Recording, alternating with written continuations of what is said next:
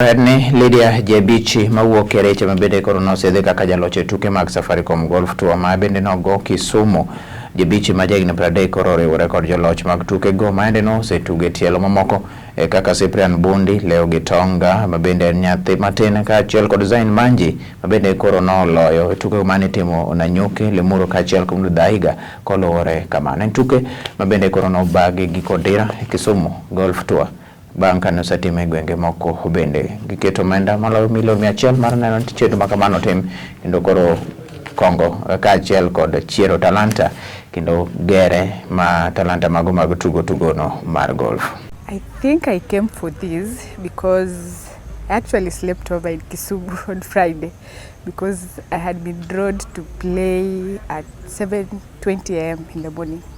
So I couldn't make it coming from Nandi. I'm not a morning person. So I slept over and woke up well, feeling fresh. I had a good flight, very good men. I played with 3 gentlemen and they kind of psyched me up. Being the first lady to win the Safaricom Golf Tour, I'm expecting to put up a good fight with the gentlemen. Yeah, and probably emerge the winner too. There, hopefully.